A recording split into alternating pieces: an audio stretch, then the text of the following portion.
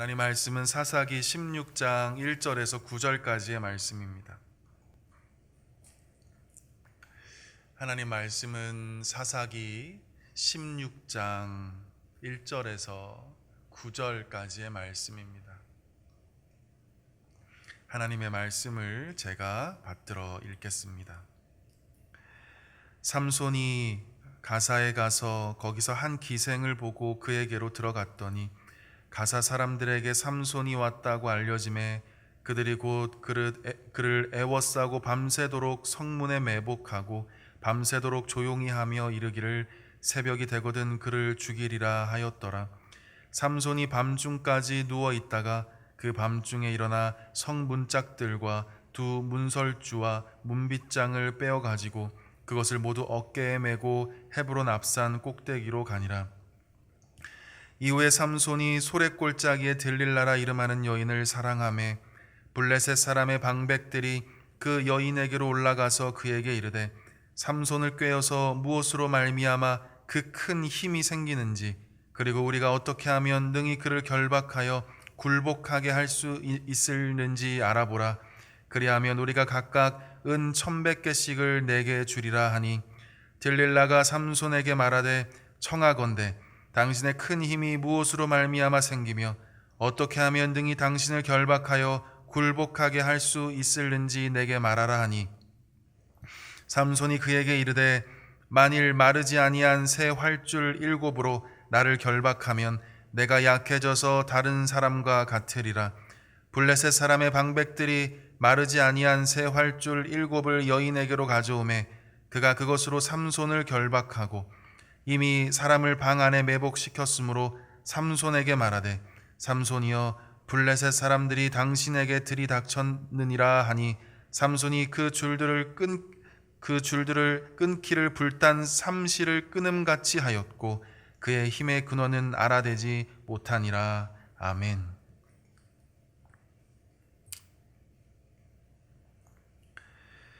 삼손은 우리가 잘 아는 것처럼 나실인입니다.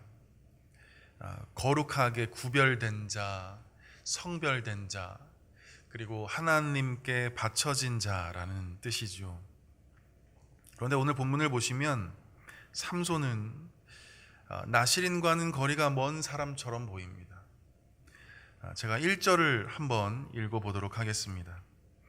삼손이 가사에 가서 거기서 한 기생을 보고 그에게로 들어갔더니 라고 말씀합니다. 삼손이 가사에 갔다고 기록되어 있습니다. 가사라는 지역은 가드, 아스돗, 아스굴론, 에글론과 함께 블레셋의 5도시 중 하나입니다. 그만큼 블레셋 사람들로 가득한 도시였던 것이죠.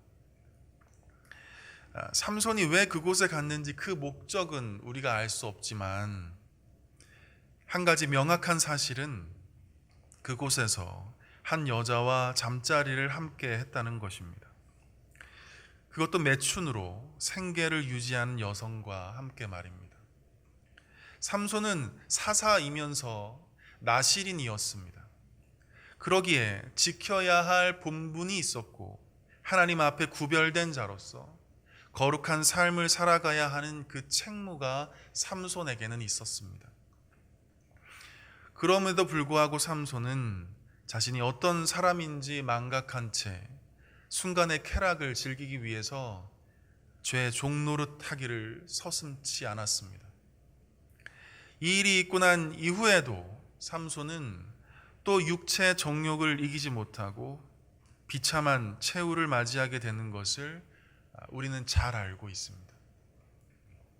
우리 4절 함께 보도록 하겠습니다. 제가 4절 한번 읽어보도록 하겠습니다.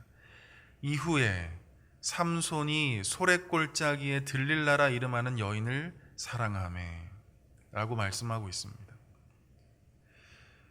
이후에 라고 말씀하고 있죠. 삼손이 가사에서 기생인 여인과 잠자리를 한 그 방종 이후에 일어난 사건이라는 말씀입니다. 다시 말해서 가사에서 있었던 일들은 이후에 일어나게 될 사건에 대한 전조에 불과했다는 것을 지금 우리에게 얘기해 주고 있는 것입니다. 사실 그랬습니다. 삼손은 가사에서처럼 또다시 자신의 정욕을 이기지 못하고 들릴라라 이름하는 한 여인에게 빠져서 마침내는 두 눈이 뽑히고 감옥에서 맷돌이나 돌리는 매우 비참한 신세로 전락하고 말았습니다.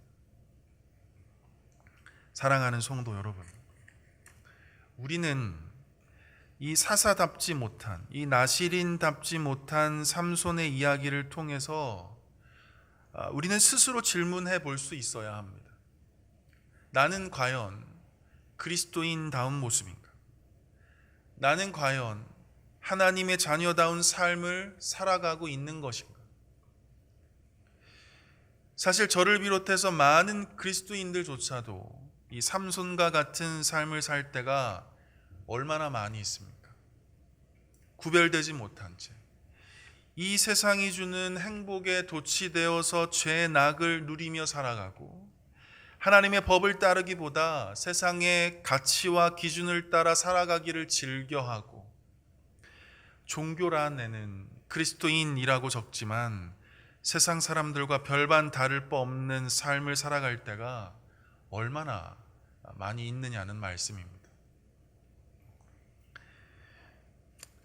사랑하는 성도 여러분, 우리는 누구입니까? 우리의 정체성이 무엇입니까? 우리의 정체성은 주님으로부터 기인합니다. 내가 나 된 것은 하나님의 은혜로 된 것이라고 고백했던 사도 바울처럼 주의 은혜로 우리는 주님의 거룩한 백성이 되었습니다. 그리스도의 은혜로 우리는 하나님의 자녀요 예수를 따르는 그리스도인이 되었습니다. 주님의 그 크신 사랑 안에서 천국 백성 된 우리가 이 땅에 주의 사랑을 실천하고 또 주의 용서하심을 전하고 십자가의 길을 걷는 주의 거룩한 제자가 될 수 있었던 것입니다. 이처럼 우리는 주님 안에서 우리의 참된 자아를 발견하고 그리고 주님의 은혜 안에서 우리는 나의 진정한 가치를 깨닫게 됩니다. 그런데 우리가 잊지 말아야 할 것은 나의 정체성을 깨달았다면 그 정체에 맞게 살아가야 한다는 것입니다.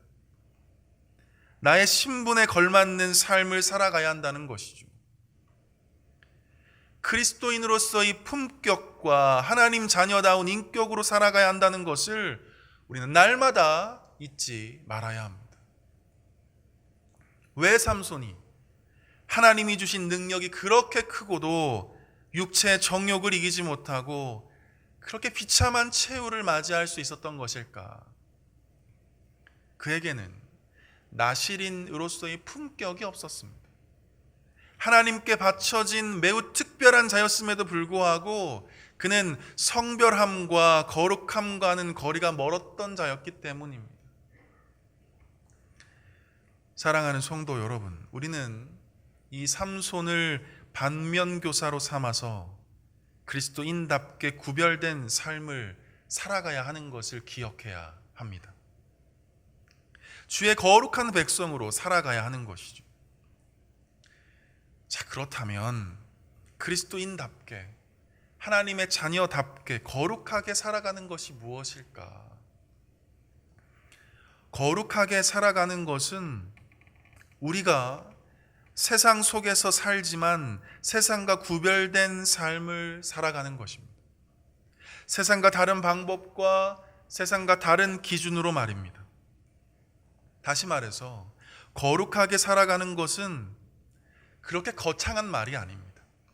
이 세상 속에서 하나님의 말씀에 순종하며 살아가는 것입니다.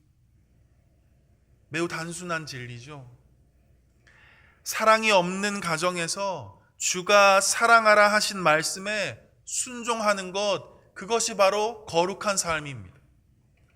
미움과 다툼으로 가득한 직장 속에서 용서하고 용납하라 하신 주의 말씀에 순종하는 것, 그것이 바로 거룩한 삶의 모습입니다.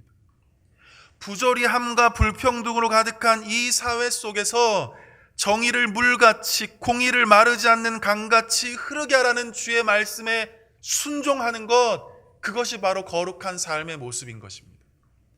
복음을 듣지 못하고 알지 못해서 죽어가는 저 영혼을 보면서 때를 얻든지 못 얻든지 주의 복음을 증거하라는 주의 말씀에 순종하며 살아가는 삶이 거룩한 삶인 것입니다. 항상 기뻐하라. 쉬지 말고 기도하라. 범사에 감사하라. 이 주의 말씀에 날마다 순종하는 것, 그것이 바로 거룩한 삶의 모습인 것입니다. 사랑하는 성도 여러분, 우리는 매 순간마다 내가 어떤 사람인지 기억해야 합니다. 우리는 주의 은혜로 구원받은 백성으로서 하나님의 자녀요, 거룩한 주의 백성이요, 주님의 발자취를 따르는 그리스도인임을 우리는 잊지 말아야 합니다. 그리야 할 때 우리는 그 정체성에 걸맞는 삶을 살아갈 수 있기 때문입니다. 오늘 하루도 하나님의 자녀답게 주의 말씀에 순종하며 살아가는 저와 여러분 모두 되시기를 주님의 이름으로 간절히 축원드립니다. 기도하겠습니다. 거룩하신 하나님 아버지, 오늘 하루도 주의 말씀에 순종하며 살아갈 수 있도록 우리에게 성령 하나님께서 힘과 능력을 주옵소서. 오직 주께서 우리의 삶의 주인 되어 주시고 주의 인도하심 속에 매 순간 순복하며 살아가게 하옵소서. 그리스도인다운 언행으로 이웃들에게 덕을 끼치며 살게 하시고 하나님 자녀다운 사랑과 선행으로 주의 이름이 존귀하게 되는 삶을 살게 하시며 주의 복음을 증거함으로 하나님 나라 확장하게 되는 거룩한 삶을 살 수 있도록 도와주옵소서. 사랑하는 담임 목사님에게 오늘도 영육의 강건함으로 함께 하시고 이 힘든 시절 교회를 이끌어 가시기에 부족함이 없도록 지혜와 탁월한 영적 리더십을 더하여 주옵소서.